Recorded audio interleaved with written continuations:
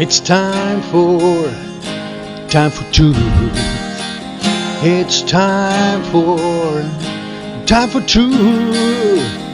It's time for two. It's time for two. Hola de nuevo. Hoy estoy con la doctora Pilar Muñoz. Vamos a hablar con ella de medicina ambiental. Buenas tardes, Pilar. Hola, buenas tardes. Pilar Muñoz Calero, perdón, que justo estábamos discutiendo. Yo, corten, pero no me he atrevido. No pasa nada. El apellido es Muñoz Calero. Estoy en Madrid. Estoy en los estudios de Canal 33, que muy amablemente me han invitado a grabar aquí la entrevista. Y bueno, para mí es un lujo estar aquí rodeada de cámaras y con profesionales grabando una entrevista. Espero que todo funcione perfectamente. La invitada también es de lujo, Pilar. Gracias. Nos reencontramos con esta entrevista. A Pilar la conocí en el año 2010, cuando fui a la Fundación Alborada, la cual dirige y la cual es la directora médica, por decirlo así. Y hice un documental que se llamó Centinelas de la Vida, que tenemos por aquí la información, Centinelas de la Vida, en el cual entrevisté a varios enfermos de sensibilidad química múltiple, enfermedad que yo desconocía completamente, y le entrevistaba a ella también. Y bueno, hicimos una amistad que ha perdurado en el tiempo. Además, bueno, ¿qué recuerdas de aquello?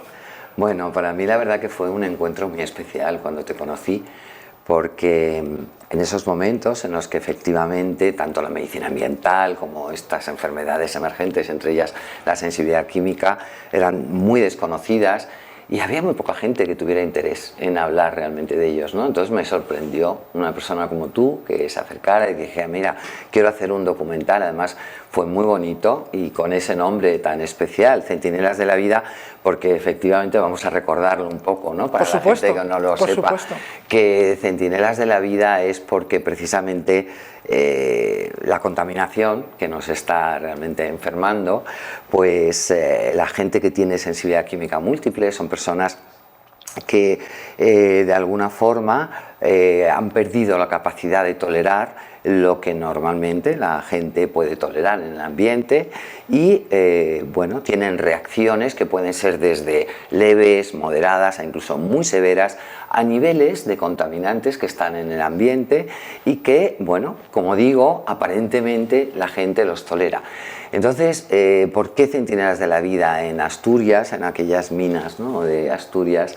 Pues aquellos pajaritos que morían cuando el gas grisú pues llenaba ya, ¿no?, la mina, y entonces esos pajaritos morían y ya era una alarma que hacía que las personas inmediatamente dijeran, oye, cuidado, si seguimos aquí más tiempo, realmente puede ser peligroso para nosotros. Y se les llamaba a estos pajaritos los centinelas de la vida. Morían en bien de la comunidad, ¿no? Cuando el pajarito moría, los mineros salían corriendo. Eso es, pues los centinelas de la vida, como personas que ya lo que están es denunciando, están dando realmente con su vida y con su salud, una alarma con su vida y con su salud, de decir, nos estamos envenenando, nuestros organismos ya no están capacitados realmente para eliminar la cantidad de contaminantes que están en lo que bebemos, en lo que respiramos, en lo que comemos, en el interior de las viviendas.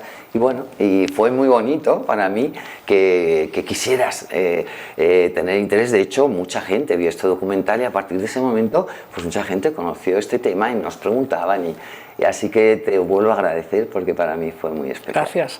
Yo recuerdo siempre, y lo cuento muchísima gente, la anécdota de que una semana antes de desplazarme a Madrid para ir allí, me llega un mail de la Fundación Alborada diciendo que las condiciones para poder entrar allí, tengo que lavar mi ropa con bicarbonato, no ponerme absolutamente... creo que me mandasteis un paquete con algún champú y gel para el cuerpo sin absolutamente ningún tóxico, sin ningún olor, que por favor lavara toda mi ropa por lo menos 2 o 3 veces, toda la ropa que me iba a poner con bicarbonato. Entonces fue como, bueno, vale, pues claro, lo voy a hacer, porque si no, no podía entrar en aquel lugar donde había gente que se estaba tratando, que no puede oler esas cosas, o sea, no te puedes acercar a esas personas porque están sufriendo cuando lo huelen, ¿no? Entonces, Obviamente lo hice y fue un descubrimiento. Yo no he vuelto nunca más a lavar la ropa ni con detergente ni a ponerle suavizante, nunca más.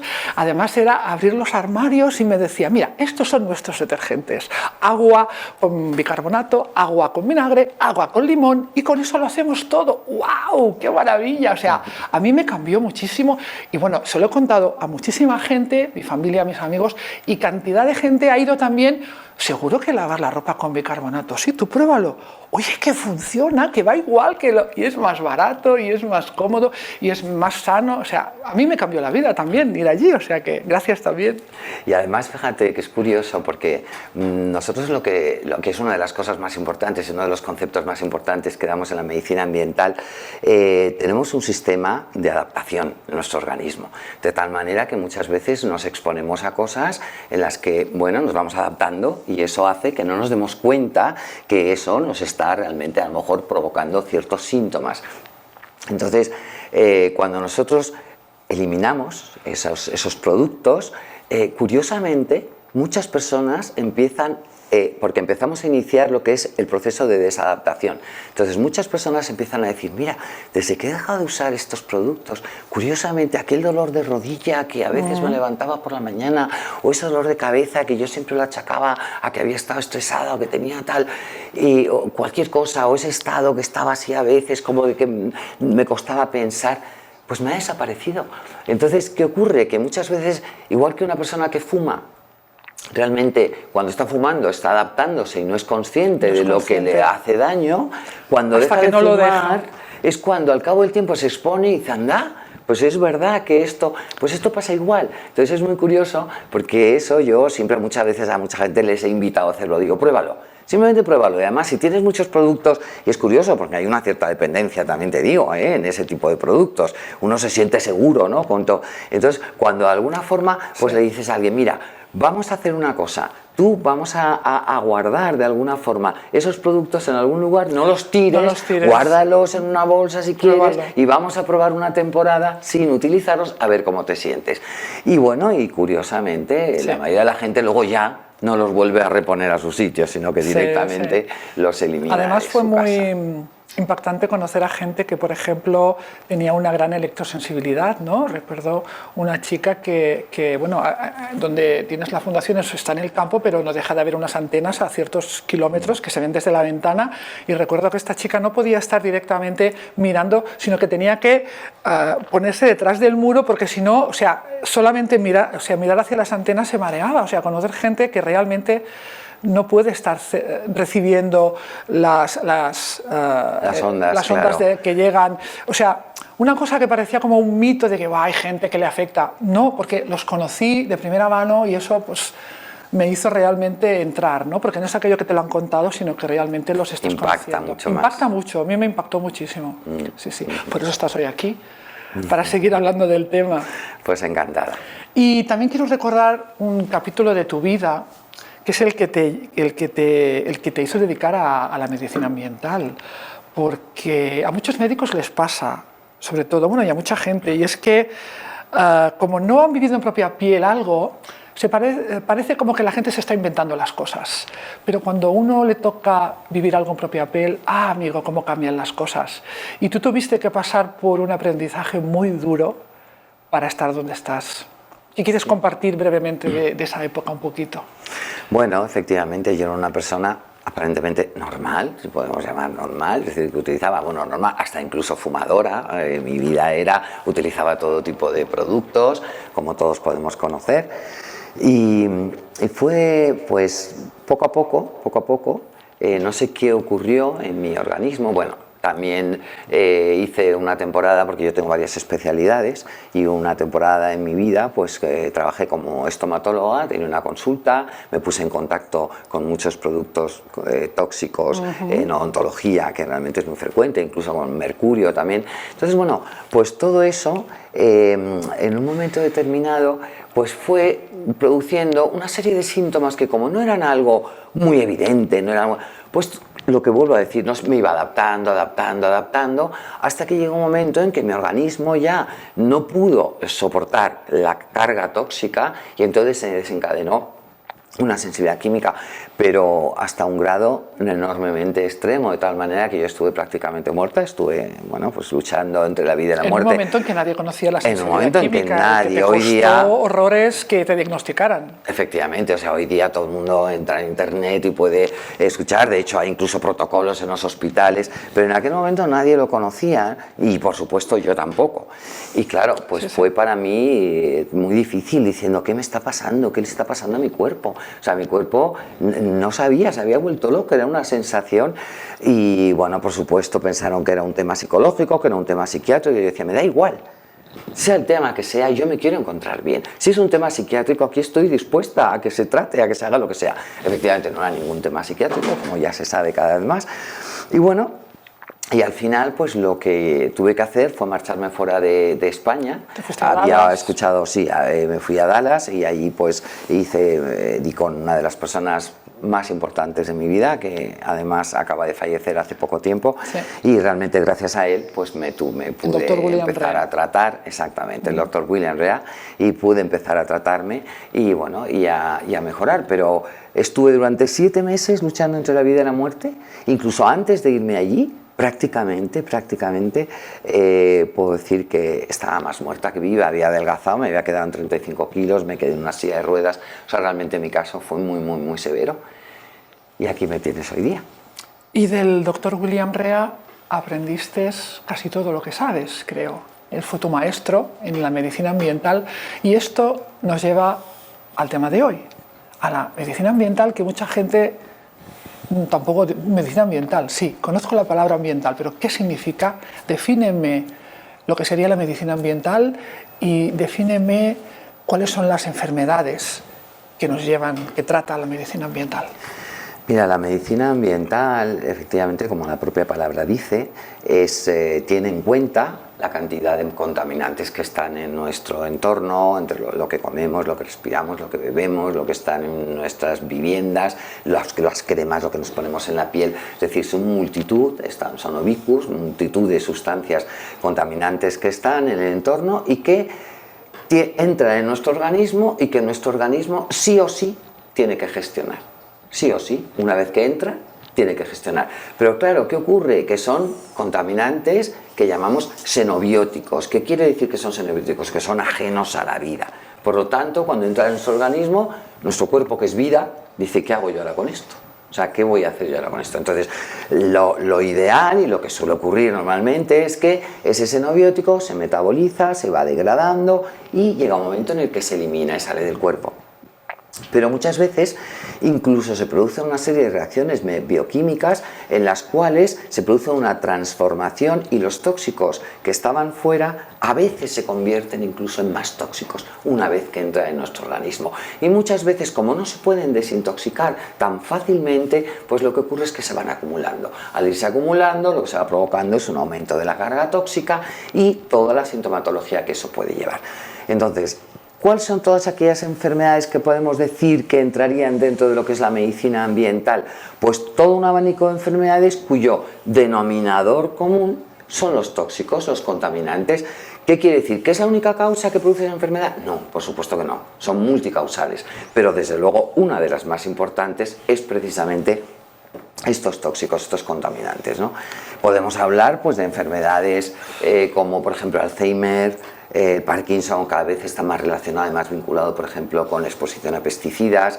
Podemos hablar de enfermedades autoinmunes, podemos hablar de asma, de alergia, de hiperactividad, de multitud, por supuesto, todas estas enfermedades emergentes quizá más desconocidas, como la sensibilidad química, como la fibromialgia, como el síndrome de fatiga crónica. El autismo también. El autismo. Entonces, ¿qué es lo que ocurre? Que, claro, que son una serie de patologías que tienen un denominador común que además sus características son enfermedades inflamatorias, degenerativas, crónicas y de hipersensibilidad. Entonces estamos en un nuevo cambio, estamos en un nuevo paradigma y eso es lo que está haciendo siempre que hay un cambio de paradigma. Bueno, pues nos cuesta mucho separarnos de lo antiguo, nos cuesta mucho separarnos del pasado y nos cuesta mucho saber que hay cosas del pasado que pueden seguir y podemos ir con ellos y las podemos llevar de viaje con nosotros, pero hay cosas que hay que dejarlas atrás y que hay cosas nuevas que podemos y que tenemos además la obligación, y nosotros más como médicos, de realmente volver a introducir. Pero todos conocemos muchísima gente en nuestro alrededor con este tipo de enfermedades y yo me he encontrado a veces, conociendo un poco el tema, de intentar amigas con fatiga crónica, que ahora, bueno, está en todas partes estas enfermedades, y gente que incluso cogen la baja ya para toda la vida porque no pueden trabajar, y decirles, oye, esto yo conozco el tema de los químicos, que tendrías que mirar lo que comes y tal. No, esto no puede estar, esto, yo tengo una enfermedad grave y esto no viene porque yo coma así, o no viene porque... O sea, aunque se sepa esto y se esté ya estudiando en la universidad y haya cátedras, y la gente de la calle sigue sin saber o sigue sin aceptar que esto nos está enfermando. No quieren reconocer, porque eso implicaría, supongo, un cambio de vida, pero es que tampoco lo saben, no les llega esa información o no llega clara, yo creo, por lo que veo a mi alrededor. Bueno, Alicia, estamos en un nuevo paradigma. Eso quiere decir de alguna manera que todavía todos esos cambios efectivamente ni siquiera están integrados todavía en el mundo sanitario. Imagínate como para que esté integrado, ¿no?, en la calle. O sea, es realmente difícil. Si tú como paciente vas a una consulta y tú le dices al médico lo que te pasa y el propio médico es el primero que desconoce eso, pues ¿cómo va a hacer? Tú como paciente no sabes realmente cómo reaccionar. Fíjate, te cuento un ejemplo. Nosotros, yo soy profesora tenemos una asignatura optativa, la asignatura optativa que damos en la carrera de medicina, que de hecho se llama o cambias de conducta o cambias de planeta. Bueno, llevamos 2 años impartiéndolo, hemos tenido ya máximo aforo, casi 100 alumnos, y es curioso porque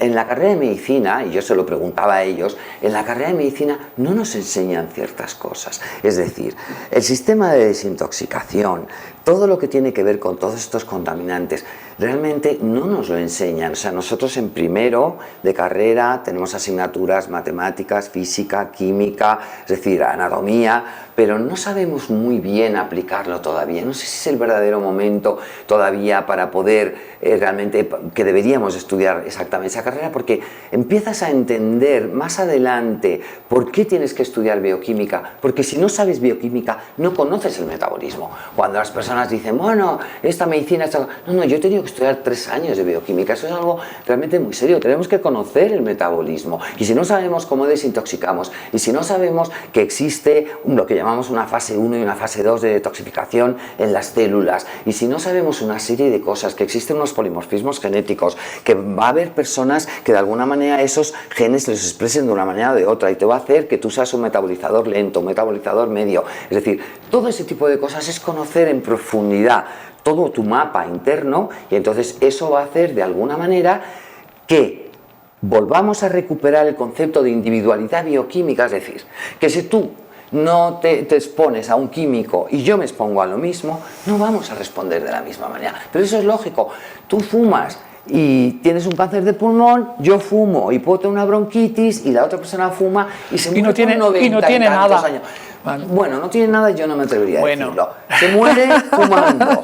Quiere decir que si no hubiera fumado, no sabemos cómo hubiera vivido, cuál hubiera sido su calidad. ¿Por qué? Porque es tóxico para todo el mundo. El tema es que tenemos una individualidad bioquímica, tenemos una capacidad de desintoxicación, y no es la misma para todos. Entonces, si no estudiamos eso, si no somos capaces de comprender eso, de que no somos una fábrica de churros, que estamos todos cortados igual, sino que tenemos muchísimas variables y que cada ser humano reaccionamos y respondemos de alguna manera. ¿Pero qué es lo que está pasando?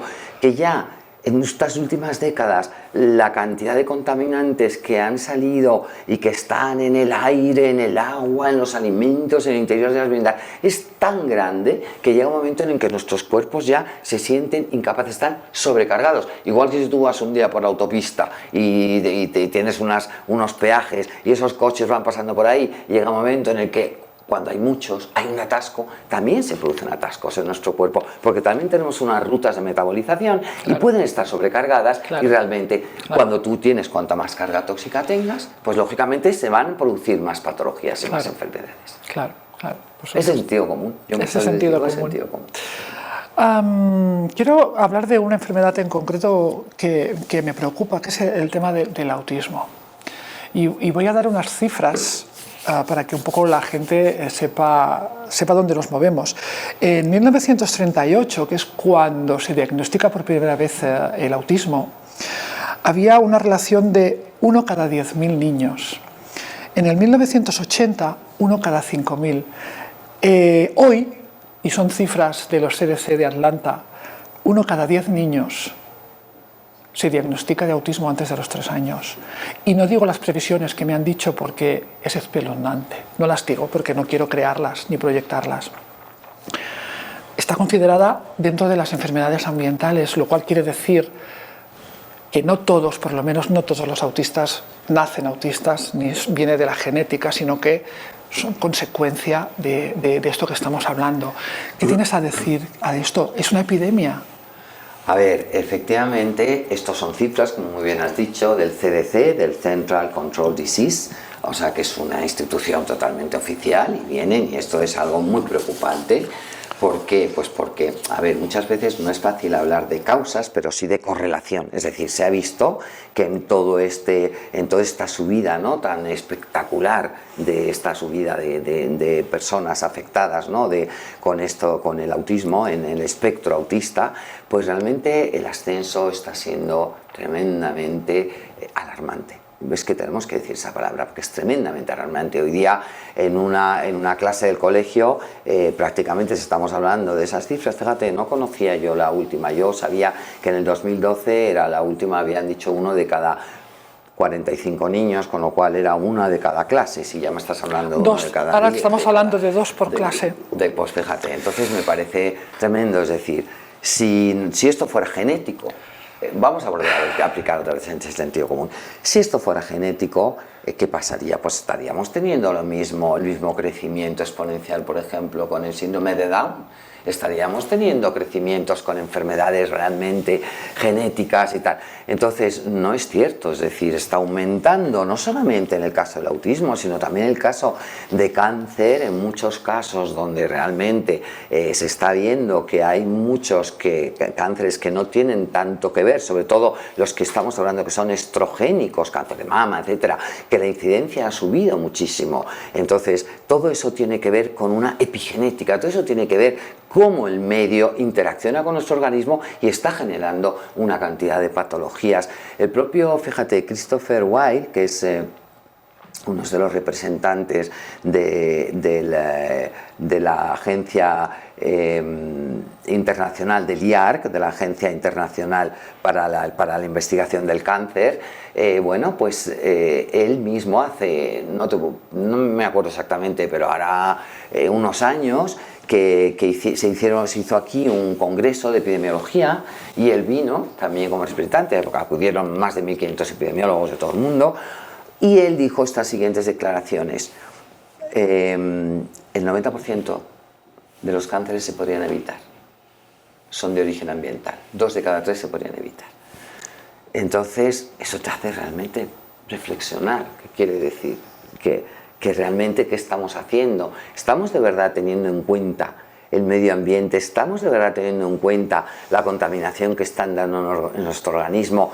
Y estamos aplicando el sentido común, decir, vamos a investigar más por aquí, vamos a ver qué es lo que realmente está ocurriendo, en lugar de muchas veces rechazar esto simplemente porque es algo que nos incomoda, porque es algo que no es tan conocido, porque es algo que nos hace que nosotros nos responsabilicemos de nuestra salud. Yo muchas veces digo, por un lado nos incomoda porque nos tenemos que responsabilizar de nuestra salud, pero por otro lado, qué alegría. Es decir, podemos hacer algo. Yo no soy víctima de mis genes, de mi herencia. Es decir, me ha tocado esto y se acabó. No puedo hacer nada. No, sí puedo hacer. Entonces me parece que volvemos otra vez ahí a recuperar la capacidad de libertad. El ser humano tenemos la libertad. Y conociendo estas cosas podemos hacer que en un momento determinado, si conocemos epigenética y si conocemos lo que hay en el ambiente y si sabemos que ciertas cosas del ambiente van a ser un detonante para que yo exprese de una manera algo o no lo exprese, pues me parece que es una gran noticia también y que tendría también que ayudarnos Efectivamente, ¿no? Como le decía yo a estos alumnos, ¿no? de medicina, decían ellos, no entendemos cómo esto no es una asignatura obligatoria, no debe ser una asignatura optativa, esto es realmente importante. O sea, ¿cómo es posible que nosotros pongamos un título que ponga o cambias de conducta o cambias de planeta? Y tuvimos que cerrar la convocatoria porque teníamos todavía lista de espera para realmente ir allí. ¿Qué está ocurriendo? La gente joven ya sabe que está pasando algo, que está ocurriendo algo, que realmente nos están, pues como esto, ¿no? Nos están de alguna forma envenenando. Sí, nos estamos envenenando. Es que no se puede decir de otra manera. Pero, por ejemplo, no hay información ambiental en la carrera de medicina, pero creo, porque me se lo he preguntado a muchos médicos, tampoco hay información de la alimentación. No, fundamental. La nutrición es algo que no la estudiamos en la carrera. ¿No se estudia? No, no lo estudiamos. No estudiamos la alimentación. Hablemos de alimentación y de la importancia de lo que comemos, de lo que contiene lo que comemos y de lo que nos afecta, porque además creo que el intestino es una de las partes más afectadas de todos estos enfermos. Vienen con el intestino destrozado. Sí, efectivamente. Entonces, lo cual quiere decir que todo empieza por ahí, por lo que comemos. Sí, sabes que le llaman el segundo cerebro. Efectivamente, el intestino es una parte, es como nuestra piel. En lugar que tenemos la piel que se pone en contacto, pero es también una segunda piel, puesto que también nos ponemos en contacto con el exterior. Todo lo que comemos viene del exterior y se pone en contacto con esta otra segunda piel, ¿no? Entonces el intestino, vamos a ver, primero, en primer lugar, cuando nosotros estamos tomando, estamos comiendo, y estoy hablando de estudios que ya se han hecho, ¿no? Por ejemplo, quiero nombrar a, como no, este gran amigo y colega Nicolás Olea, que realmente es catedrático de Granada y lleva haciendo muchos años estudios, ¿no? Y valorando y viendo la contaminación que realmente nos está enfermando, ¿no? Y él decía, en la última entrevista que le hicieron, que por ejemplo se sabe que una lechuga puede estar expuesta a 7 tipos de tratamientos diferentes de pesticidas.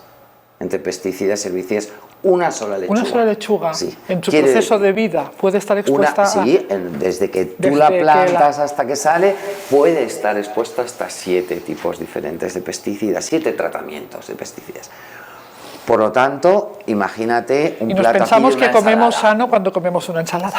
Claro, y sobre todo, si una lechuga, no tomamos solo lechuga, tomamos tomate, tomamos cebolla, tomamos etcétera, etcétera. Entonces, si una lechuga tiene 7, imagínate todo lo que puede tener. Es decir, que en un solo plato de una ensalada, pues a lo mejor 17, 20, ¿y qué pasa en un plato del día? En que además de tu ensalada te estás tomando. Es decir, ¿qué está ocurriendo? Es decir, está entrando en nuestro organismo una serie de alimentos que están contaminados. Entonces, primero, cuando entra en nuestro organismo, una de las cosas más importantes, cuando conocemos el metabolismo y qué es lo que ocurre, primero a veces hay incluso una competencia a la hora de producirse la absorción desde el intestino a nuestro interior, incluso una competencia entre el propio pesticida, el propio químico tóxico y el propio nutriente. Entonces hay veces que penetra antes el pesticida que el nutriente, provocando luego los daños que puede provocar en el organismo, ¿no?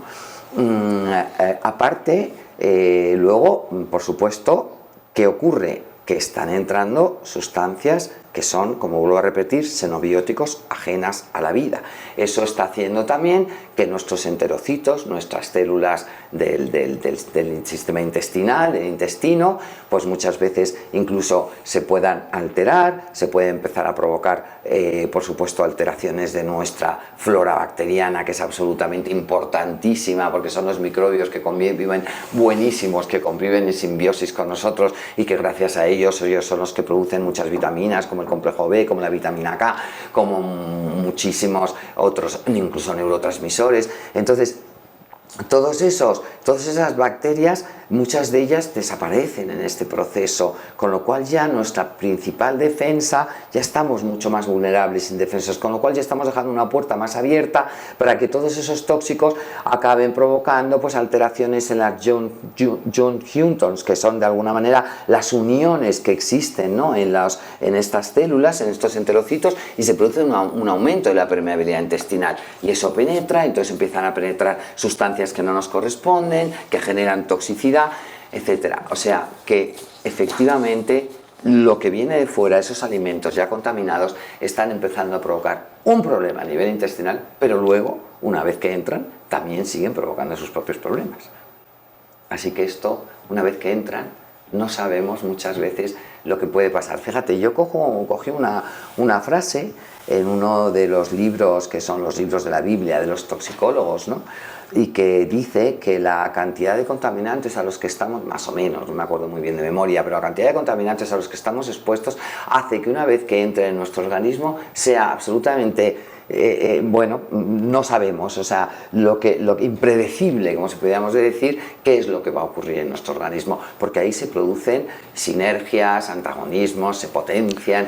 Bueno, Es y decir, aparte también depende... es como un laboratorio. Imagino que también depende del momento vital de la persona, cómo esté emocionalmente, cómo esté psicológicamente, no solamente influyen los factores, luego está cómo está cada uno en ese momento. Y claro, eso es diferente en cada uno. Porque... Claro, por eso es diferente en cada uno, pero porque también las emociones, como muy bien sabemos, no se puede separar de lo físico, y también las emociones, por supuesto, que también se pueden convertir en problemas tóxicos.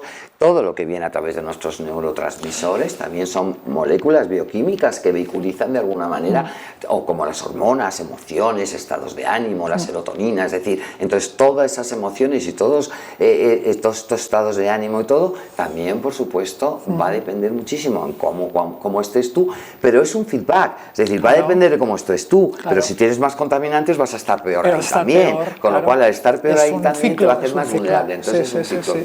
Y además no solo son lo que comemos, sino que bueno, últimamente ahora estos días cuando estaba preparando la entrevista, que miraba la prensa, están saliendo muchas noticias y me sorprende en los medios de comunicación oficiales, cosas, bueno, pues como por ejemplo, confirman que el triclosan produce daños cognitivos en ratones y estamos hablando de pasta de dientes. Sí, que es una cosa que la gente, además, varias veces al día y tal, ¿no? Bueno, aquí habla del muesli, los zumos envasados, los yogures, etcétera, ¿no? Un estudio confirma la relación entre alimentos ultraprocesados y una mayor mortalidad. Están saliendo estudios y no en prensa alternativa, no en prensa rara, no en mi canal, sino en todas partes, cosas que se está diciendo, bueno, la cocina y los productos de limpieza contaminan, no veo el resto, pero lo que ya sabíamos y que estamos diciendo desde hace decenas de años y que ahora está empezando a salir, no sé hasta qué punto la gente es consciente, que al final resulta que en casa tenemos más contaminantes incluso que la Gran Vía de Madrid. Sí.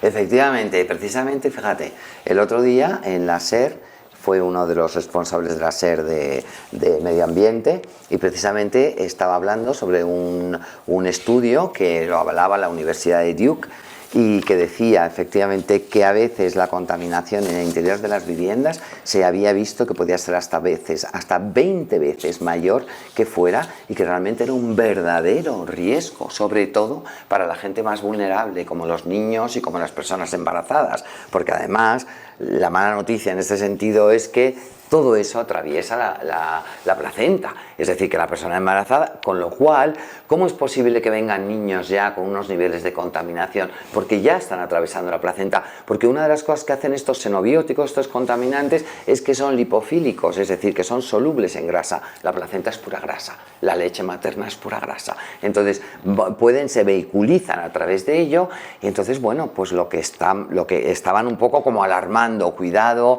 a las personas embarazadas, cuidado a los niños, pero cuidado a todos, porque siempre estamos con los más vulnerables. Es verdad que los más vulnerables, pero realmente esto es algo que no es bueno para nadie, es decir, esa contaminación que hay en el interior de las viviendas, que sale desde las pinturas, desde los barnices, desde las moquetas, desde las alfombras muchas veces, el polvo químico, ya se puede decir que el polvo de las casas, de las viviendas, a veces se analiza y es un polvo químico que tiene que ver pues desde el tetracloretileno que sale por ejemplo de las tintorerías, desde el bisfenol A, de los plásticos, desde perfluorados, de muchos por ejemplo utensilios de cocina, o sea, son multitud de ellos que aburriría ahora mismo con esos nombres tan raros aquí, que no, pero realmente que están y que imaginaros en invierno, cerradas todas las ventanas, calefacción a tope y de alguna forma todos esos contaminantes saliendo y nosotros inhalando. Sí, porque además, y corrígeme si me equivoco,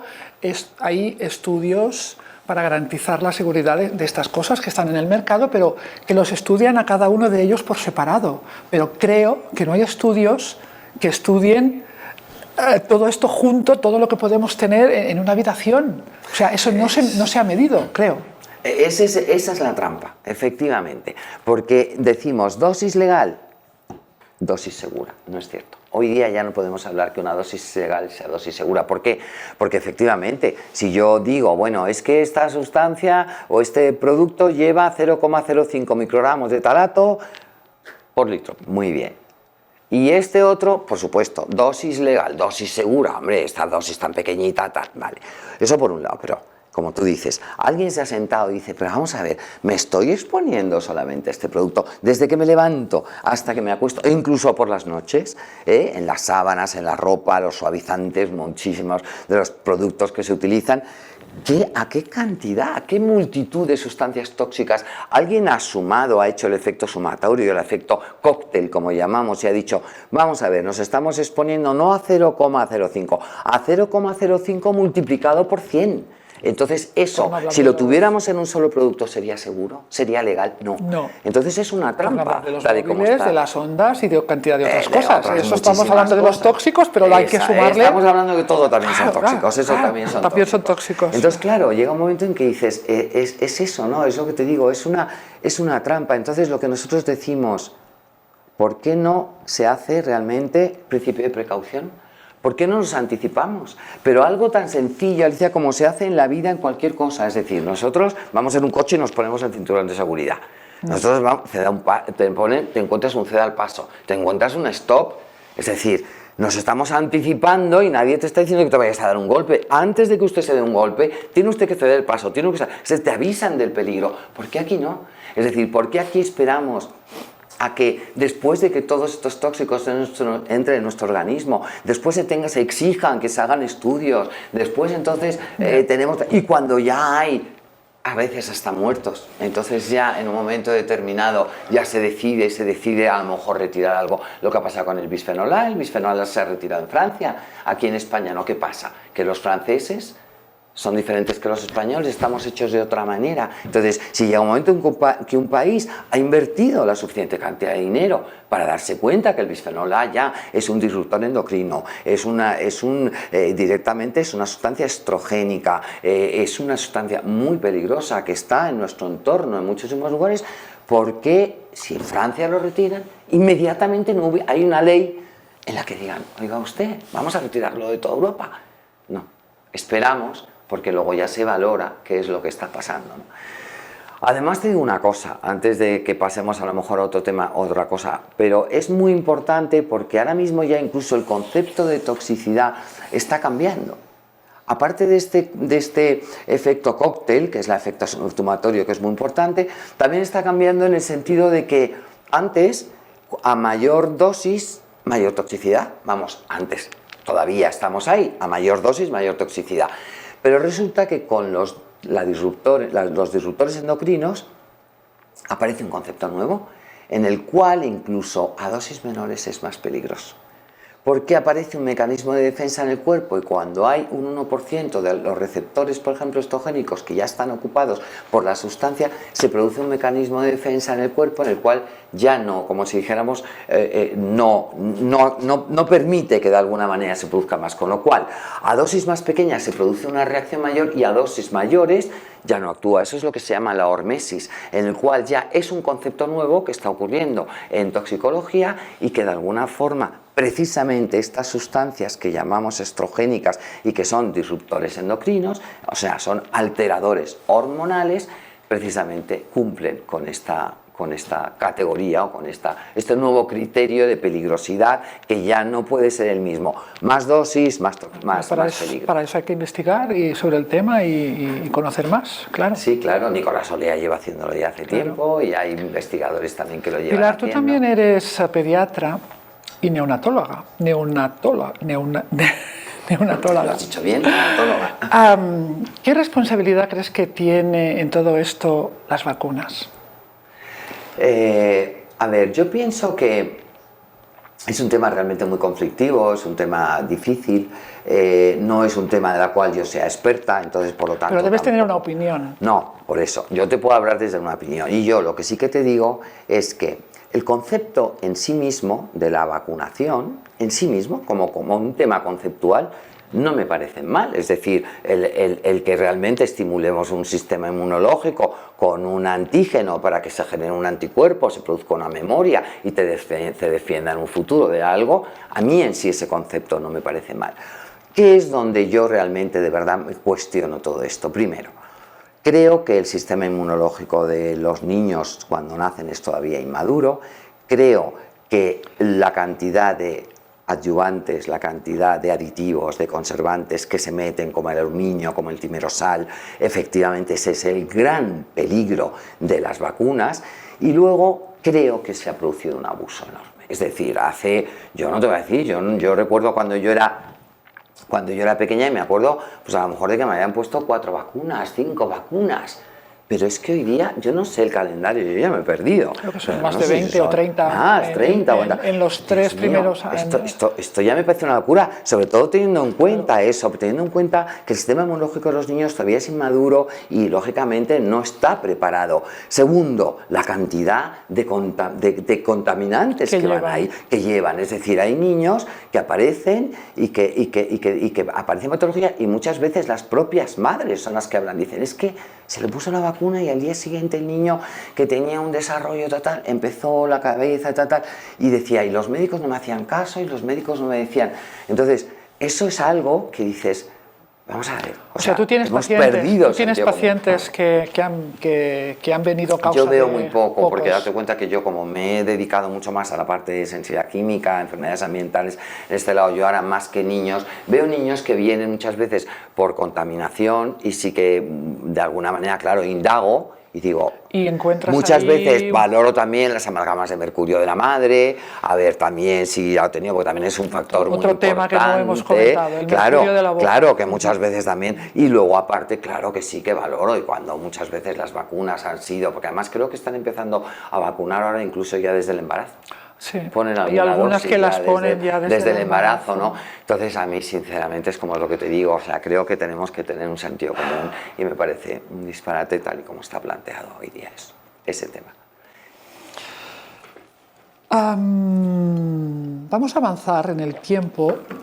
Cuando te conocí en el 2010, la Fundación no hacía mucho que estaba tratando estos temas y recuerdo que tú me contabas que estabas amenazada de cierre, que no sabías si ibas a continuar, tenías denuncias puestas, tenías juicios, decías, es que no les gusta lo que hago, no interesa, voy en contra, no sé, Alicia, si voy a continuar porque tengo aquí que enfrentarme a un montón de cosas. Han pasado 9 años y no solamente has tirado adelante con todo eso, sino que además, lo comentaremos después, tienes grandes proyectos, estás dirigiendo una cátedra sobre medicina ambiental. ¿Qué ha pasado? ¿Qué pasó? ¿Cómo fueron los juicios? ¿Qué ha ocurrido? ¿Cómo has salido para adelante, aparte de tu carácter y tu energía? ¿Qué ha ocurrido técnicamente, científicamente ahí para que se te acepte de esta manera? Bueno, yo creo que lo que ha ocurrido, que no siempre ocurre en la vida, pero que en este caso sí ocurrió, es que la verdad salió a la luz. Y entonces, bueno, eran unas denuncias falsas, por supuesto, y bueno, pues cuando aquello se vio, pues la propia Consejería de Sanidad no solamente retiraron todas las denuncias y de hecho el caso se archivó, ni siquiera tuvimos juicio porque no se llegó ni a juicio siquiera porque se archivó, pero realmente pues recuerdo que lo que yo llevaba luchando, que parecía que no me lo iban a dar nunca, que era la licencia de hospital de día, que yo necesitaba poner una serie de tratamientos y para eso necesitaba licencia de hospital de día con depósito de medicamentos y tal, que no me lo concedían. Pues curiosamente, cuando pasó aquello, cuando ya se dieron cuenta de que todo esto no era verdad, que todo esto era algo que había sido una enorme confusión, por llamarlo de alguna manera, manipulación y ataque, pues bueno, fue cuando me concedieron todas las licencias, por supuesto, con todos los requisitos que me pidieron, yo los entregué y bueno, y efectivamente pues ahí me entregaron. Hoy día tengo tengo categoría o tengo la licencia otorgada por la Consejería de Sanidad de Hospital de Día, con lo cual he podido realizar los tratamientos que yo necesitaba, que sobre todo mis pacientes necesitaban para poderles ayudar. Y bueno, poco a poco pues ahí fue la lucha, ¿no? Yo creo que en estos momentos de la vida, Alicia, cuando te pasa algo así, que se te cae el techo, que parece que todo se hunde, que todo el mundo va por ti, porque realmente es que fue algo tremendo, fue un tema penal, o sea, iban a por mí a por un juicio, fue un tema de la Consejería de Sanidad, fue un tema del Colegio de Médicos, todo se archivó, todo volvió a su sitio. Y realmente cuando estás en esos momentos en que parece que todo se hunde y que todo se va abajo y que puedes hacer dos cosas, o efectivamente hundirte, que yo pensé en un momento determinado, lo hago, se acabó, o sea, ya está, hasta aquí he llegado, y yo no soy una superwoman y tal, o de repente hay algo dentro que te surge, que una especie de, me están violando, ¿sabes? Era una sensación de decir, me están violando, entonces, o me relajo o digo lucho, pues ahí fui. Y entonces realmente, pues bueno, pues luché para intentar ir contra esa situación y después de que ya todo esto se solucionara, pues ya curiosamente se fueron abriendo más puertas, empezaron ya a aparecer más cosas nuevas, yo seguí, la fundación se amplió muchísimo, empezamos a hacer muchísimos proyectos y bueno, pues a partir de ahí, pues cuando ya sabes que cuando a veces una puerta se cierran todas, pero cuando una se abre, también curiosamente se van abriendo todas. Y bueno, eso es un poquito, resumidamente, lo que te puedo contar. En el 2017 se crea la Cátedra de Patología y Medio Ambiente en la Universidad Complutense de Madrid, de la cual eres codirectora, creo, junto con Adela Pelayo, la doctora Adela Pelayo. Y creo, si no ha cambiado, que es la primera universidad española en ofrecer este tipo de formación. No sé si en Europa hay muchas, pero por lo menos en España tienes ese lujo, ese privilegio. ¿Cómo se consigue esto? ¿Es fruto de tu lucha? ¿Cómo va? Mira, no lo sé, yo lo que yo siento es que cuando uno tiene entusiasmo, pasión por lo que hace y sale adelante y da igual lo que se te ponga por el medio, porque tú es como que no lo ves, es como que vas ciego, como dices, es como que tienes un sello con una misión que tienes que hacer y entonces llega un momento en el que cuando se van abriendo las puertas, la gente te dice, ¿pero qué has hecho? Pero yo digo, no lo sé, es que tampoco he hecho tanto. Es curioso, pero es que te puedo decir, pues mira, no, es que yo lo que creo que he hecho ha sido lo que tenía que hacer, creo que he ido, bueno, dando los pasos que tenía que dar y sobre todo con el entusiasmo y la pasión que me caracteriza cuando de verdad creo en algo, cuando sé que eso es lo que tengo que hacer, entonces muchas veces no tiene el mérito que puede pensar, no, porque es algo que dices, mira, yo recuerdo siempre hay una parte de mí, de filosofía que me encanta, ¿no? Pero recuerdo Rilke, que es un poeta para mí maravilloso, y cuando escribe cartas a un joven poeta, y entonces el joven poeta, que quiere ser poeta, le escribe a Rilke como su maestro y le pide opiniones y tal, y en un momento determinado, el joven poeta quiere aprender a esto, entonces le dice que no sabe, que le cuesta mucho escribir, y recuerdo que le dice en un momento determinado Rilke, dice, piensa una cosa, ¿podrías vivir sin escribir? Porque si podrías vivir sin escribir, no escribas. Ahora, si tú sientes que te mueres si no escribes, hazlo. Pues yo era lo único que decía, yo decía, pero ¿qué necesidad tengo de estar metido en este lío? Si yo ya he pasado por lo que he pasado, si yo puedo de alguna manera dedicarme ahora bueno, ahora ya soy abuela, en aquel momento todavía no lo era, ¿no? Pero sí podía dedicarme a hacer, después de toda mi enfermedad, de todo mi sufrimiento, pues no sé, yo me moría si no lo hacía. Entonces, cuando sientes eso, no tienes mérito, porque sabes que la libertad está, ¿sabes cuándo? Eso también lo aprendí de Krishnamurti. ¿Sabes cuándo está la libertad? Cuando ya no puedes elegir. Fíjate qué paradoja. Yo aquello me sorprendió, me dejó un día totalmente noqueada. ¿Cómo que la libertad está cuando ya no puedes elegir? Es decir, cuando ves la verdad tan clara que ya no puedes elegir otra cosa. Y realmente es una paradoja, pero es así. Entonces yo no podía elegir. Era tan libre que veía dónde tenía que ir que ya no podía elegir otra cosa. Bueno, libre o lúcida o... Bueno, por eso es que la lucidez y la libertad y la verdad va unida. Es decir, una cosa abre la otra. Pero quiero decir que ya no... Cuando puedes elegir es cuando tienes muchas dudas. Cuando esto. Cuando sabes que hay Claro, uno y de que hecho, no puedes... hay cosas en las ya que no puedes elegir, pero no porque no te dejen, sino porque no puedes. Porque ya está, pero porque sabes que eso es Porque la eso verdad. es lo que hay que porque hacer. es la verdad que sientes, entonces es lo que tienes que hacer.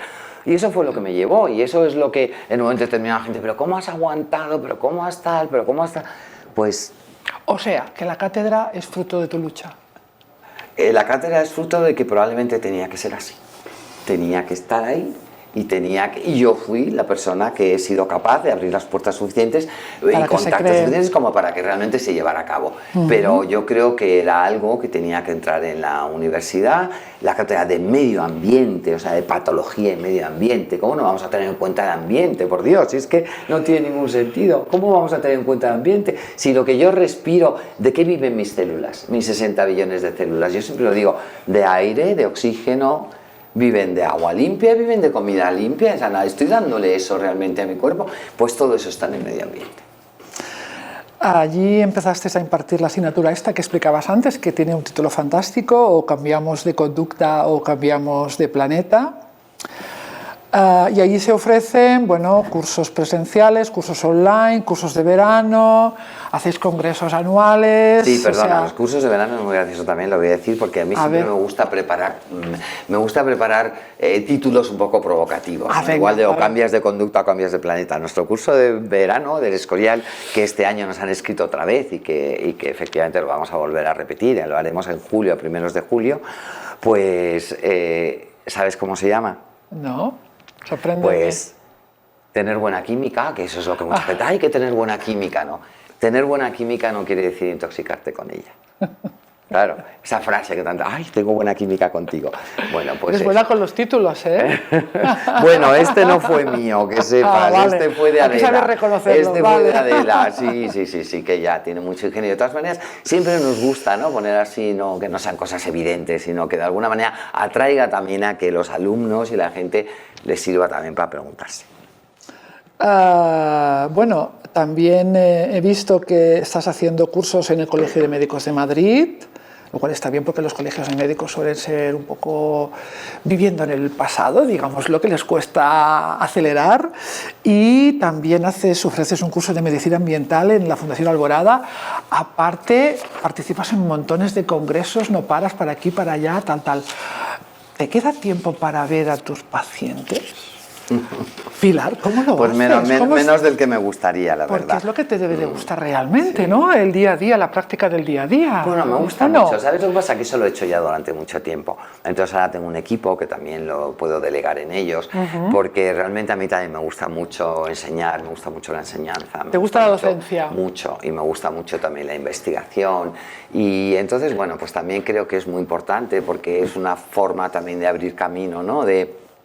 Entonces, también creo que es muy importante. Por eso, por ejemplo, el curso que has nombrado de la Academia Americana de Medicina Ambiental, nosotros, como Fundación Alborada, somos la única entidad en el mundo, no te voy a decir en España, en el mundo, que la Academia Americana de Medicina Ambiental nos ha otorgado la capacidad, ¿no?, de poder dar el título de expertos en medicina ambiental, un título privado, para la gente de habla hispana, es decir, allí lo dan para toda la gente, para todos los en Estados Unidos y para toda la gente que habla inglés, pero para toda parte de Centroamérica, Sudamérica y España. Entonces nosotros podemos dar, vienen los americanos, examinan junto conmigo. Y realmente para mí eso es un privilegio, porque claro, poder contar con el reconocimiento de la Academia Americana de Medicina Ambiental, que estaba el doctor William Rea, aquel que me recibió en aquel momento cuando yo me estaba medio muriendo, y recuerdo, fíjate, allí los martes, en la clínica de Estados Unidos, los martes se reunían todos los médicos. Entonces yo, que en aquel momento estaba muy malita, con mi sillita de ruedas y casi sin poder caminar y con una delgadez extrema, él me invitaba y me decía, vente los martes porque aunque seas paciente también eres médico, ¿no? Entonces me gustaría que fuera... Ahí empecé yo a estudiar, no tenía memoria, había perdido la memoria, no era capaz de seguir una frase porque se me olvidaba en medio de lo que estaba diciendo. Y además en inglés. Claro, y además en inglés. Y entonces, bueno, pero ahí estuve y realmente fue muy bonito, porque ¿sabes lo que me pasó ahí? Fue algo muy curioso, Pues yo recuerdo la primera vez que me enamoré en mi vida, no fue de una persona. Fíjate, yo el día que entró la profesora de biología, cuando yo tenía 14 años en el colegio, y aquel día, pues que como otra asignatura más, nos ponían la asignatura nueva de biología y tal. Y bueno, pues yo entró la profesora, me acuerdo perfectamente de cómo era, tal, me acuerdo, es que no se me olvidará su cara, se llamaba Pepa, me acuerdo perfectamente. Y entró a la clase, oye, fue una cosa impresionante. Empezó a hablar de la célula, dibujó una célula, empezó porque... Yo recuerdo mi corazón, un ataque cardíaco. ¿Una célula? Se me ponía aquí, empezó a hablar de la célula. Se me puso aquí el corazón, un hormigueo. Yo todavía no me había enamorado en aquel entonces y no sabía lo que me pasaba. Yo digo, ¿pero qué me está pasando? Claro, poco tiempo después que tuve mi primer amor de juventud, dije, anda, ¿Era si esto? esto fue lo que me pasó aquel día. Bueno, pues ese entusiasmo que fue, ese enamoramiento hacia la vida, en el fondo viendo la célula, pues de alguna forma que luego al final me llevó a decir, bueno, ¿y ahora qué hago? ¿Estudio biología o cómo puedo yo canalizar esto? Y como mi padre era médico, pues bueno, pues una manera, pues al final un poco decidí hacer medicina. Entonces, en Estados Unidos, cuando estuve, una vez que ya me metí a hacer la carrera de medicina, perdí ese entusiasmo, perdí ese impulso vocacional y de entusiasmo y de pasión. Y cuando volví a Estados Unidos estaba yo tan enferma y me iba los martes allí a reunirme con ellos, volví a recuperar ese hormigueo y ese entusiasmo otra vez y volví a estudiar medicina, no ya yendo a la facultad, pero volví a estudiar el cuerpo humano de otra manera, de una forma viva, de una forma entusiasta, volví otra vez a comprender, porque para mí, claro, mis células, yo recuerdo perfectamente que les decía, Dios mío, qué bruta he sido una terrorista como vosotros, os he metido de todo, he fumado, os he machacado, os he metido todos los contaminantes del mundo, no he sido consciente y vosotros habéis aguantado y ahí habéis sido, ellas sí que fueron fuertes, ¿no? Que soportaron para que yo pudiera seguir viva. Digo, ahora os lo tengo que devolver de alguna manera. O sea, que hablas, ¿no? con tus células, ¿no? Sí, totalmente. Y entonces ahí volví a recuperar el entusiasmo otra vez por ahí. Y ahí empecé a ver el cuerpo humano de una manera y a ver la medicina de otra manera y a recuperar ese entusiasmo, esa ilusión. Quiero que hablemos ahora de un nuevo proyecto que sé que estás entusiasmada con él, porque también es el resultado de una gran ilusión tuya, ¿no? Porque yo recuerdo que me decías, Alicia, es que no hay sitios donde esta gente que está tan enferma pueda ir, donde pueda ser tratada, porque una persona que tiene una crisis de químicos no la puedes llevar a un hospital porque aún va a enfermar más, porque todo lo que hay en un hospital es tóxico. Entonces, era uno de tus sueños. Entonces, hace un mes, cuando hablábamos por teléfono preparando la entrevista, me dices, Alicia, que sí, que ya vamos a tener un espacio, un lugar, unas personas que creen en esto y que lo hemos conseguido. Sí, la verdad que ha sido muy bonito, ha llegado también. La mayoría de las cosas buenas que me llegan en mi vida yo no las busco, me llegan. La verdad es esa. Y llegan además en el momento que tienen que llegar, porque si estuviera llegado hace tiempo probablemente a lo mejor no estaría yo tan preparada. Pero fíjate, hablando antes de meterme en el proyecto que ahora te voy a contar, pero es importante que digamos antes, fíjate, hay ya unos protocolos establecidos en la Comunidad de Madrid, la Consejería de Madrid ha hecho unos protocolos de sensibilidad química. Que eso es, bueno, algo fantástico. Es decir, unos cuidados especiales para gente que llegue, es decir, que desde el punto de vista asistencial en los hospitales públicos ya se están dando recomendaciones y cuidados especiales para las personas ¿Eso está pasando en Madrid, pero en solamente? La Comunidad de Madrid, no, en la Comunidad de Andalucía también. Vale. Son dos lugares de referencia. ¿En Cataluña no está pasando? No lo sabes. En Cataluña no, creo que están intentando. Vale. Están en ello. Pero bueno, que se está moviendo. Si ha empezado aquí, supongo que además ya... en Cataluña hay un grupo potente de médicos que están realmente haciendo cosas y que están moviendo. Bueno, o sea, que eso no quería que se me olvidara. Pero bueno, ahora vamos a este proyecto efectivamente maravilloso. Llegó a mí, es verdad, llegó... lo puedo decir porque ya es algo público, así que se puede decir tranquilamente. Bueno, pues la familia Cordón, que eran los antiguos dueños de los hospitales Quirón, bueno, pues vendieron estos hospitales y durante una serie de años pues hasta que, bueno, hicieron una serie de acuerdos, ¿no?, con los hospitales Quirón, cuando lo vendieron y tal. Entonces, durante ese espacio de tiempo, les dio tiempo a reflexionar, les dio tiempo a pensar, les dio tiempo a viajar, les dio tiempo a intentar ver, porque, claro, ellos se habían dedicado toda la vida a la gestión hospitalaria y toda la vida habían hecho temas de salud. Entonces decían, bueno, ¿ahora qué hacemos? Nos vamos por ahí por el mundo. Y entonces decían, ¿qué sabemos hacer realmente esto? ¿Podemos hacer algo todavía mejor de lo que hemos hecho? ¿Podemos hacer algo que de verdad nos demos cuenta de cosas que a lo mejor podemos complementar, mejorar, cambiar y podemos hacer algo diferente? Y realmente tengo que decir que es gente valiente, con un gran coraje, con una consciencia en la que de verdad se están planteando. Y entonces, pues vinieron a buscarme, oyeron hablar de mí, se lo presentó otro médico, precisamente de Barcelona, un médico de Barcelona, el doctor Sergio Abanades, quiero nombrarle también porque yo soy una gran admiradora suya. Y realmente, bueno, pues vinieron a conocerme y, bueno, la verdad que fue un flechazo. Fue un enamoramiento también. Sí, las cosas así en la vida. Hay que llamarlas por su nombre. Fue un flechazo y un verdadero enamoramiento. La verdad que fue muy bonito. Bueno, pues me propusieron ser la directora médica del centro.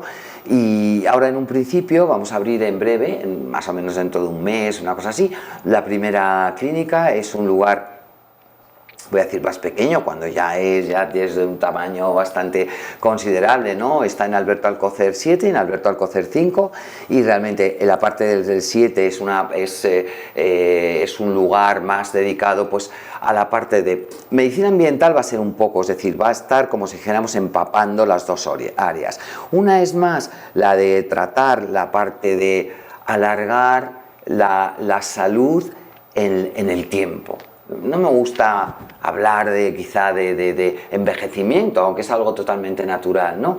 Pero lo que está ocurriendo hoy día es que estamos envejeciendo muy rápidamente, muy rápidamente. De hecho, la gente vive muchos más años, porque lo que nos ocurre es que no nos morimos, pero sí que enfermamos mucho antes. Es decir, lo que es el concepto de salud baja, y además estamos confundiendo el concepto de frecuencia con normal.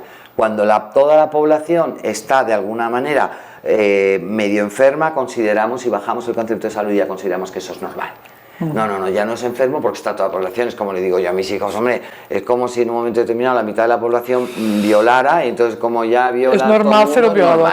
No. Lo que es normal es normal, y lo que no lo es, no lo es. Bueno, entonces, en ese sentido, bueno, pues lo que está ocurriendo es que estamos envejeciendo de una forma muy rápida, y lo que nosotros pretendemos es efectivamente ayudar a la gente a que envejezca, porque tenemos que envejecer, es ley de vida y no lo podemos evitar, pero y morir, que no hay que y morir, efectivamente. Yo a veces digo, ay, qué bien que vamos a morir. Bueno, y morir, claro, uno aprende con la edad también a ver la muerte de otra manera, ¿no?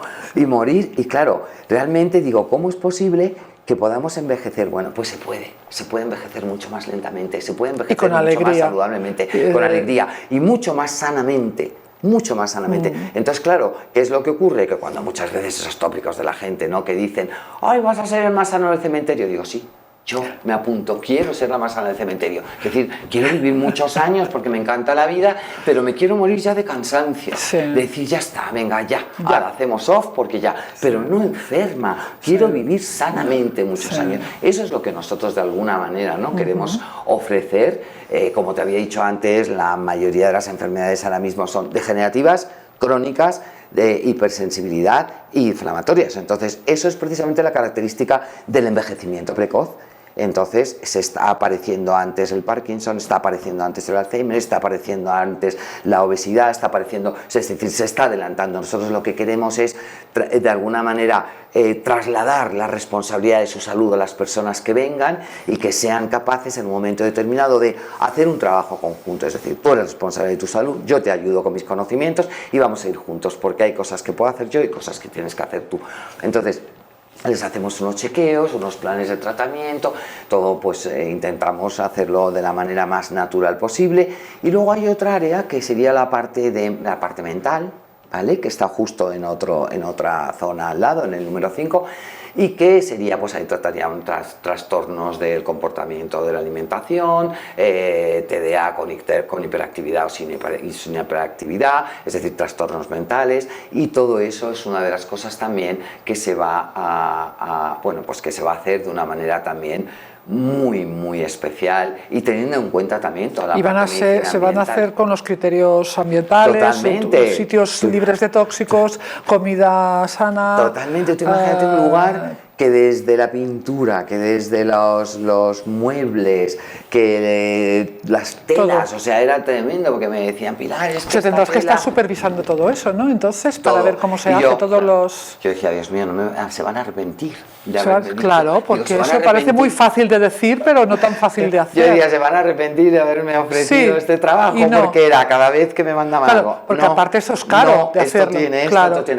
Para que veas la consciencia de estas personas, es decir, no quieren dar una imagen, quieren ofrecer una verdad, quieren ofrecer realmente algo consciente, algo verdadero, no una imagen de vamos a parecer tal, pero no. Y queremos ofrecer un sitio saludable, ¿por qué? Porque el lugar ya, cuando tú estás en un lugar donde el aire está limpio, donde puedes respirar y no te estás contaminando, donde puedas tomar comida sana, donde el agua también será filtrada y donde estás en un lugar donde ya directamente tienes es más saludable, pues lógicamente la enfermedad será más difícil que llegue. ¿Qué ocurre? Pues que al final los hospitales muchas veces se han convertido en lugares enfermos pues, un poco inhóspitos. Y enfermos. Claro, que oye, a los hospitales los necesitamos también. Si yo me tengo que operar, si tengo un problema... Pilar, la iatrogenia es la tercera causa de muerte en el mundo, lo cual quiere decir que ir al médico hoy en día es un peligro. Solo ir al médico. Si lo miras así... Es así, por todo, por los medicamentos, por los malos diagnósticos, por los hospitales, por cuánta gente muere, por errores, por cantidad de cosas. Y los tóxicos están incluidos ahí, los efectos secundarios de los medicamentos y la mala praxis, etcétera, etcétera, etcétera. Pero es que es la tercera causa de muerte. Sí. La profesión médica debería hacer un autoexamen terrible. Yo no lo veo en ningún lado. No, es verdad, eso es algo que de verdad nos tendría que hacer parar, frenar y decir qué estamos haciendo. Que es el abuso de todo, es lo que te decía un poco, Alicia, o sea, se ha perdido la proporción. O sea, realmente cuando hablamos muchas veces la gente dice, bueno, las cosas son naturales. Digo, vamos a ver, vamos a aclarar qué quiere decir esto es natural. Para mí esto es natural no quiere decir que venga de la naturaleza, porque al final todo viene de la naturaleza, todo. Hasta el final un antibiótico viene también de la naturaleza. O sea, vamos a ver, ¿qué quiere decir realmente que sea algo que sea natural? Cuando viene de la naturaleza. Y cuando viene de la naturaleza, ¿qué quiere decir? Que esté en su contexto, en su proporción y en su ciclo. Es decir, esto, cuando de verdad cumple esas tres cosas, es cuando de verdad nosotros podemos hablar de verdad de que algo es natural. Es decir, tú tienes de alguna manera que tener una proporción de las cosas, el oxígeno que es necesario para la vida. Si me pongo mucho puedo generar problemas muy severos en mi organismo. Es decir, que la proporción, ahí voy, que la proporción es esa. Entonces hemos desproporcionado. El antibiótico en un momento determinado, si yo tengo una sepsis, claro que me tendrá que poner un antibiótico, ciertos fármacos en un momento determinado, pero se está dando ya para prevenir, se está dando para... Yo he habido personas que a lo mejor han ido y tal, por ejemplo, muchas veces, no, odontología, no, por si acaso se te infecta la muela. Entonces por si acaso se te infecta la muela, te están dando ya un antibiótico para evitar que se te infecte. Es decir, yo lo que creo es que se está produciendo un abuso tan grande de tantas cosas, de la utilidad de tantas cosas que estamos sacando, como te he dicho, las cosas de su proporción, de su ciclo y de su propio contexto, y eso nos está llevando a donde nos está llevando. Ahora hablaremos del nombre del proyecto, que no se nos olvide, porque sé que es una historia muy bonita, pero antes tengo un pero al proyecto este, que ya te lo comentaba también antes, te avisé. Eso es un proyecto caro y una clínica cara y que no va a ser asequible para todo el mundo.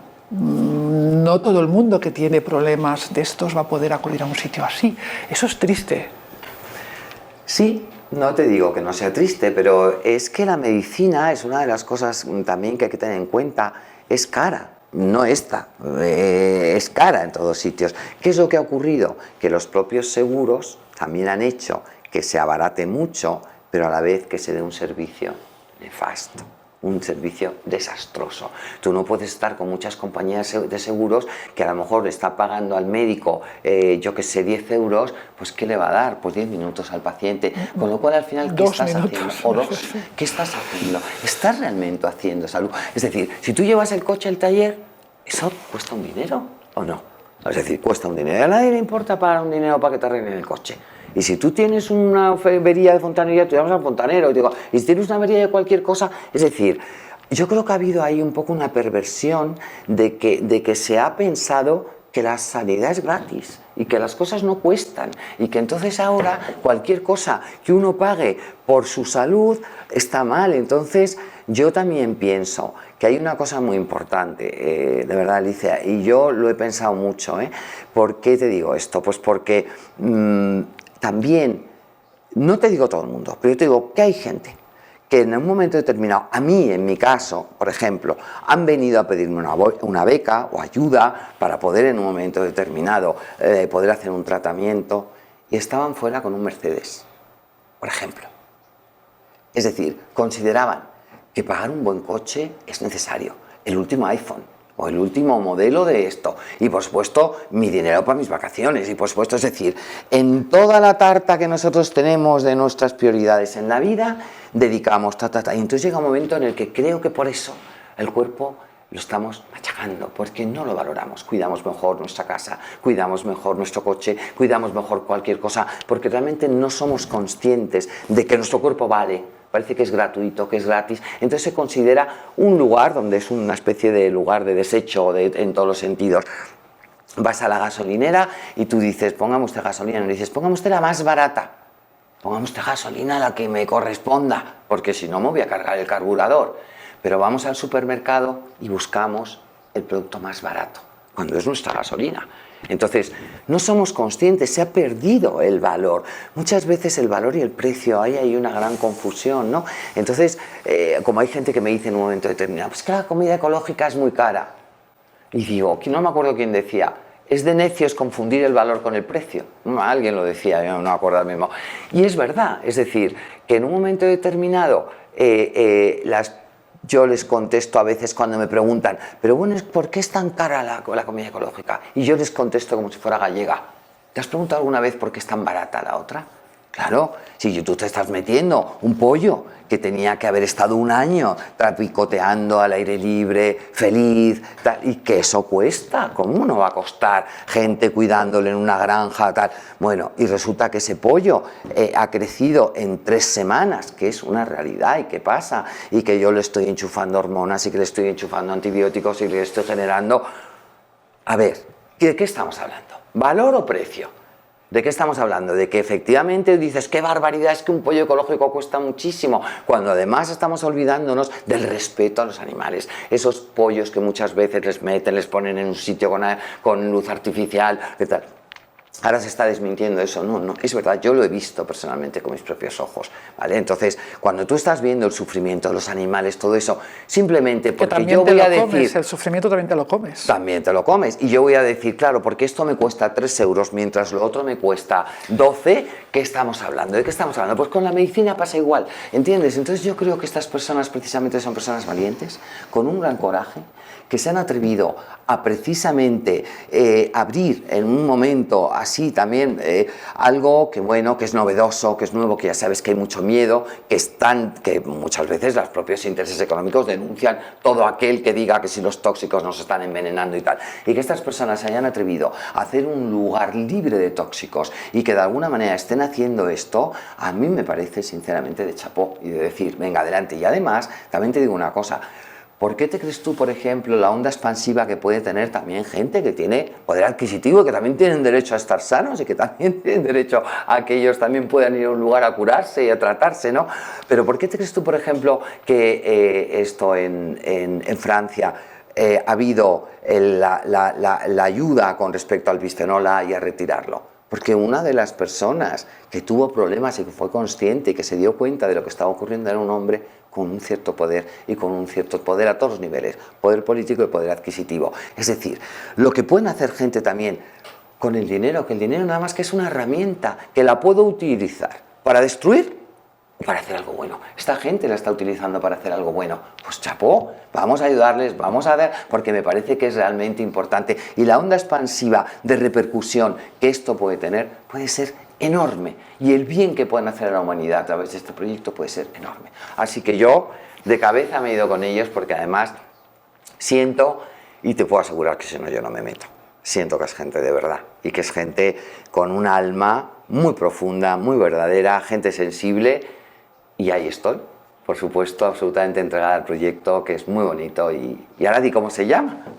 Sí, antes quiero añadir a lo que estás diciendo que tampoco todo lo que cura es caro. O sea, hay prácticas como el ayuno, por ejemplo, como caminar, como estar en la naturaleza, que son, para mi gusto, las más sanadoras y que no hace falta pagar nada por ellas. Exactamente. Es decir, que es una información que la gente tiene que... Exactamente. Y ahí se le va a dar esa información y se les va a hablar de todo esto.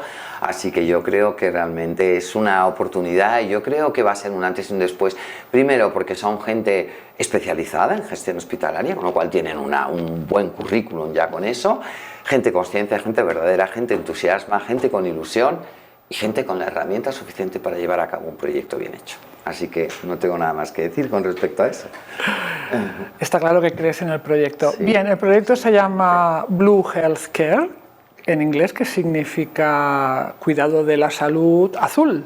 Sí, exactamente. Y creo que el azul es un color especial para el proyecto, que todo esto viene por unos espacios azules, En fin, cuéntalo. Bueno, se hizo un estudio un poco de a ver dónde eran las, como nosotros vamos a llamar, es una zona, la zona de longevidad y luego la zona mental, ¿no? Que serían esas dos áreas sobre todo. Pues entonces estuvo buscando esos lugares donde la gente vivía más años, más tiempo y sanamente y de una manera con salud. Y entonces efectivamente pues se encontró que había una serie de zonas en todo el mundo y que se les llamaba las blue areas. Entonces las áreas azules. Entonces, ay, qué gracioso, porque tan justo, o sea, que resulta áreas azules, que es la gente que más tiempo vive y tal. Entonces, bueno, pues se vio que hay una serie de puntos que hacían que esa gente pues viviera con más salud, pues estaban cerca de la naturaleza, no tenían un abuso en la comida, sino que más bien, ¿sabes esa sensación de que te quedes siempre con un poquito de hambre, que nunca te llenes hasta que te sacies? Pues eso también es muy importante, que era gente con una serie con ilusiones, con pasiones, con una sensación de necesidad de pertenencia a un grupo, a la familia, un poco un sentido grande del amor, ¿no? Entre ellos y bueno, una serie de características que ya te pasaré si quieres también para que tú tengas más información. Y se llamaba, entonces al ver que se llamaban esas áreas, se llamaban blue areas, pues entonces se decidió, pues mira qué bonito relacionarlo con esto. También el azul tiene que ver con el mar, también el azul pues tiene que ver con el cielo, tiene que ver con algo, ¿no? Con la inmensidad, todo esto que nos puede llegar, vamos al cielo, vemos la inmensidad, el mar. Entonces la tranquilidad, la serenidad, la paz. Y algo que a mí me ocurrió, para mí fue una experiencia muy bonita. Yo creo que la vida nos regala de vez en cuando como seres extraordinarios. Y uno de ellos para mí es el filósofo Goethe. Y era una persona que yo sabía que tenía una gran afinidad con él, pero me enfadaba con él tremendamente, porque cuando cogía su libro y empezaba a leer, por ejemplo, algo que me tocaba mucho y que quería realmente llegar a entender, que era la teoría de los colores, pues no podía y no lo entendía. Entonces llegaba un momento en el que yo misma me hacía daño porque quería obligarme a entenderlo y no lo entendía, y entonces lo dejaba. Y llegó un momento en que me cansé y lo dejé.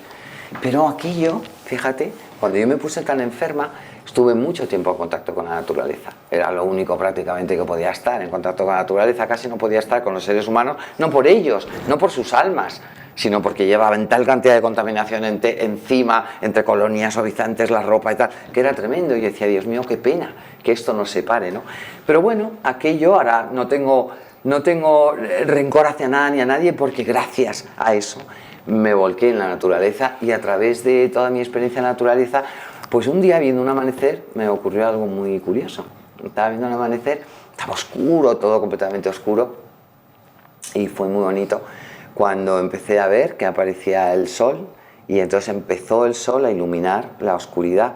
Y claro, ¿qué ocurre cuando el sol empieza, cuando la luz empieza a iluminar la oscuridad? Pues empieza a aparecer el cielo, se empieza a ver el cielo. Entonces me vino aquella teoría de los colores de Goethe, así, ¡buah!, una imagen. Dije, anda, uno de los colores primarios, que es el azul, que no se produce por la mezcla de ninguno, sino que surge por sí solo, resulta que está aquí. Es decir, el azul aparece cuando la oscuridad se ilumina.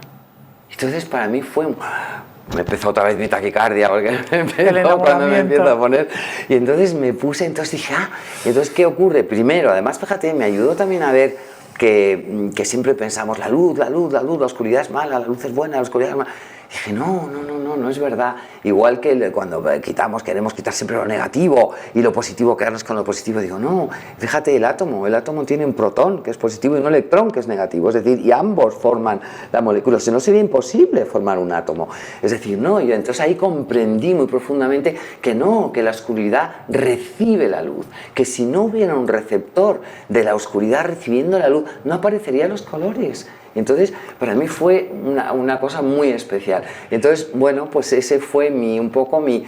Fíjate, que justo llaman de ese color y con ese color, y entonces creo que este proyecto puede ser un proyecto que, como azul, surja de la luz que puede iluminar la oscuridad que está en el mundo, que es bastante fuerte. Creo que el proceso de enfermedad que viviste te llevó a desarrollar un sentido especial de la vida, ¿eh? Te cambió completamente. Sí, la verdad es que sí. Aquello fue... Yo me había dedicado a viajar mucho, a viajar a todos los países, porque estaba casada con un señor empresario y entonces estábamos todo el día viajando, ¿no? Y nos dedicamos a recorrer muchos lugares. Y claro, cuando me ocurrió lo que me ocurrió, que yo no podía ni ir a un teatro, ni a un cine, ni a un restaurante, ni podía tener una reunión con unos amigos, ni podía, por supuesto, coger un avión, ni un tren, ni un coche, ni nada, pues dije, bueno, pues a ver qué hago.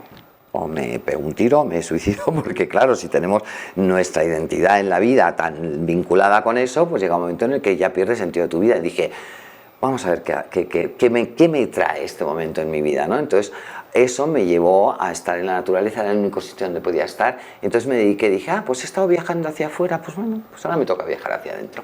Vamos para adentro. Y ahí fue cuando empecé a experimentar, ¿no? A experimentar la fuerza de la naturaleza, a experimentar... realmente la naturaleza son como nuestros genes, es decir, es un gran misterio ahí codificado que tenemos que descodificar. Es decir, la naturaleza, las plantas, los animales, los minerales tienen una grandísima información. Es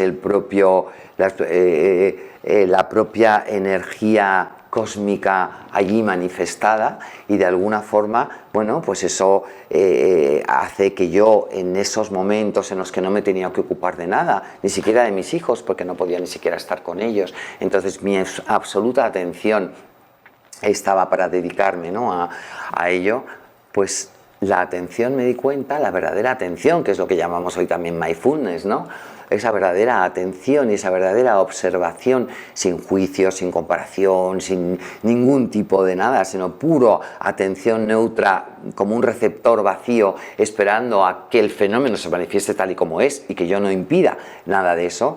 Realmente fue lo que más aprendí. O sea, para mí fue un viaje que yo estaba todos los días absolutamente ensimismada con todo lo que aquello me mostraba, ¿no?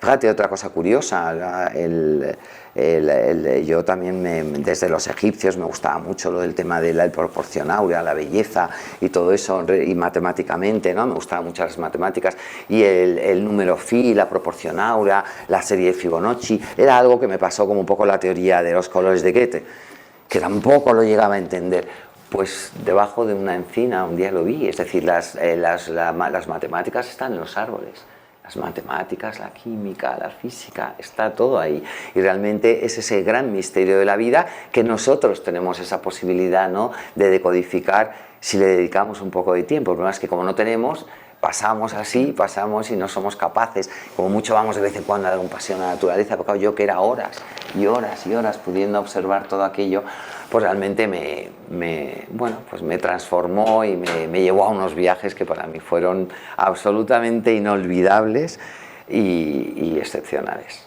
Y no tengo nada más que agradecer incluso a las personas que en un momento determinado tuvieron que salir de mi vida y tuvieron que darme una patada, porque al no entenderme, no comprendían, pensaban que yo estaba loca y me retiraron de alguna manera. Pues les tengo que dar las gracias, porque gracias a aquello yo no era capaz de irme de donde me tenía que ir para desarrollar todo este proceso mío, y tuvieron que echarme ellos. Fue duro, también yo creo que para ellos debió ser muy duro. Y aunque en ese momento, claro, yo no podía entender, yo lo único que sentía era rabia por ellos, injusticia, cómo os portáis así, pero ahora con el tiempo, ¿no? Entonces siento nada más que gratitud hacia eso, gratitud que me impidieran de alguna manera, o sea, que me quitaran todo lo que el mundo me da, todo prácticamente lo que el mundo me da, y me dejaran en la vida. Y ahí me di cuenta que el mundo y la vida son cosas diferentes. El mundo está hecho por muchos aspectos humanos, la avaricia, el egoísmo, todo es como una especie de tumor que hemos generado y que tiene su lógica y que funciona con una lógica que es la lógica del mundo, y otra cosa son las leyes de la vida, la lógica de la vida y la propia vida en sí. La vida, cuando alguien me pregunta qué es la vida, digo, ¿cómo que qué? Cuando yo es qué, son objeto, esto es un objeto. ¿Qué es esto? Un vaso. ¿Qué es esto? Pero yo no puedo hablar de qué es la vida, porque me estoy refiriendo a un objeto. La vida es por sí misma.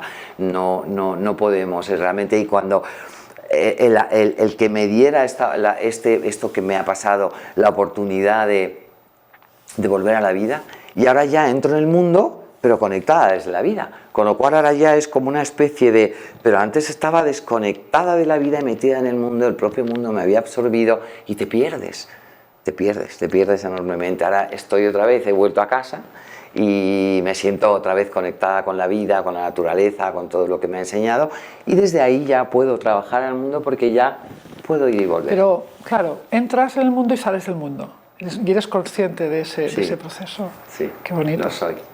Lo soy. Y realmente es desde ahí, porque tampoco es cuestión de apartarse del mundo y convertirse en un eremita, porque no tiene sentido. Donde tenemos que trabajar es aquí. La vida es una escuela de enseñanza y hemos venido a trabajar, y lo que hay que tratar es este tumor que hay aquí. Entonces ahí vamos a trabajar, en el mundo.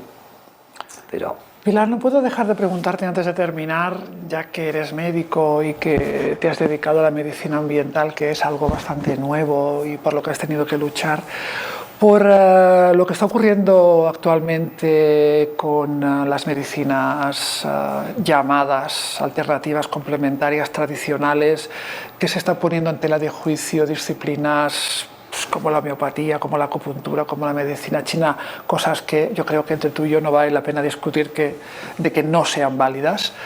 ¿Qué está ocurriendo? ¿Qué está pasando? ¿Por qué estos ataques? ¿Qué opinas un poco de esto? Bueno, yo sinceramente creo que aquí hay muchas cosas que están muy mezcladas, ¿no? Muy mezcladas. Yo creo que ha habido algo en el que efectivamente, quizá por no proteger más estas medicinas, pero la propia clase médica y las propias instituciones, no proteger más estas medicinas que vienen de años y años y años, que son milenarias y que tal, pues han caído en manos también de personas que quizá no han sabido hacer las cosas a lo mejor muchas veces como se deben de hacer, y se ha hecho ahí una mezcla. Entonces se mezcla de repente una terapia extrañísima de no sé qué, no sé, algunas que he leído por ahí, que digo, con otras que dices, Dios mío, pero ¿cómo se puede comparar una cosa con la otra? Como una acupuntura que se lleva utilizando en los hospitales, ¿cómo es posible, ¿no? que realmente? Entonces a mí me parece muy triste, me parece muy doloroso, y yo lo único que pienso es que va a caer todo por su propio peso. No tiene ningún sentido, viniendo de la vida como yo vengo, viendo las fuerzas que hay en la vida y todas las fuerzas, no es posible, no tiene ningún sentido que todo esto caiga. Yo creo que es un tiempo en el que está todo muy revuelto, pero desde luego yo estoy convencida de que va a salir todo a su cauce, y sobre todo ojalá se recoloque también todo, es decir, las cosas que de verdad no deban de estar, no estén, pero yo creo que es algo que va a volver a su sitio. Porque además también te digo una cosa, creo que también hay algo muy, muy extraño. Yo, por ejemplo, soy una persona científica, es decir, yo vengo del mundo de la ciencia y eso es como me han educado, ¿vale? Pero por otro lado tengo también una parte en la que en la que, llamémosla con lo que quieras, llámala espiritual, llámala el alma, llámala energética, llámale lo que quieras, llámale naturaleza, llámale lo que quieras, no sé, el nombre que le queramos poner. Entonces, tener ese encuentro, esa integración entre ambas, no es sencillo, y yo he estado a veces peleada. ¿Por qué? Porque cuando yo me meto en esto a veces me siento como muy rígida. Cuando salgo aquí me siento muy liberada. Digo, no puede ser, esto tiene que haber algo que lo pueda integrar. Entonces, ¿qué es lo que ha pasado? Yo cada vez lo tengo más claro. O sea, el modelo científico, tal y como está establecido hoy, es imposible que pueda de alguna manera acoger la complejidad del mundo vivo. Es imposible. Porque el mundo vivo está vivo y como tal es impredecible. Entonces un modelo muerto, que es un modelo científico ya establecido, entonces no puede. Entonces, ¿qué ocurre? Que lo que hace, y además hay muchas cosas vivas que no se pueden matematizar, es que no se pueden. Y además para que de alguna forma, entonces ¿qué ocurre? Que el método científico, que es verdad que es necesario para algunas cosas porque saca de contexto algo, profundiza en ello, y realmente sabe mucho de eso y es capaz de analizarlo, que también es importante hacerlo. Pero en eso se pierde un montón de variables que tienen que ver con el mundo vivo. Por lo tanto, claro, hay que devolverlo a la vida, pero no, queda en la probeta. Eso es, se queda ahí. Entonces, una vez que tú lo has sacado, entonces es importante que esas cosas sean como vasos comunicantes en el que estén así y que uno y ello, por eso no es o una cosa o la otra, no, si el método, porque si no cualquier cosa valdría, si el método, pero cuidado, o sea, el método científico tiene que saber, y de hecho los verdaderos científicos, te digo una cosa, saben clarísimamente que no es competencia de la ciencia decir si una cosa es verdad o no. Solamente decir, hasta aquí sabemos, señores, hasta aquí hemos llegado. Cuando apareció el microscopio óptico, resulta que no había membrana en las células. No había, porque el microscopio óptico no tenía la capacidad de verlo. Señores, no hay membrana. Cualquiera que dijera, oiga, sí, yo creo que hay membrana, a la hoguera. Oiga usted. Luego aparece el microscopio electrónico. Perdón, señores, nos hemos equivocado. Sí que existe, es decir, la ciencia se ha ido corrigiendo ella misma continuamente. Y nosotros no debemos nunca decir el verdadero científico es el que sabe, que sabemos hasta aquí, que tenemos que hacer ambas cosas, porque si nos quedamos solo con el modelo científico nos perdemos un montón de variables del mundo vivo, nos estamos alejando de la verdad entonces, pero de alguna forma ambas cosas son importantes, pero sabemos que la vida es un misterio y que nos va a quedar todavía muchísimo por aprender, y además qué maravilla. Que todavía quede tanto por aprender, ¿no? Entonces yo creo que hay una gran confusión y eso tiene mucho que ver con todo esto, y aquí hay mezclado muchas cosas, intereses económicos, intereses de todo tipo, entonces bueno, pues es realmente, es una pena, pero yo creo que las cosas van a volver a su sitio, estoy segura. Ojalá. Pues yo creo que con esta reflexión por mi parte podemos terminar, porque lo has dicho estupendamente, así que si no tienes nada más que añadir... Pues nada, agradecerte lo que haces, agradecerte por ser el altavoz que permitas que gente, que tiene mucho que decir y que a lo mejor no tienen un medio para hacerlo, pues que hagas algo tan bonito y tan especial y que todavía sigas desde hace tantos años que te conozco y además cada día mejor y cada día con gente más interesante. Así que enhorabuena, Alicia, para mí es un placer haberte conocido y seguir siendo tu amiga. Muchas gracias, Pilar. It's time for two. It's time for two. It's time for two. It's time for two.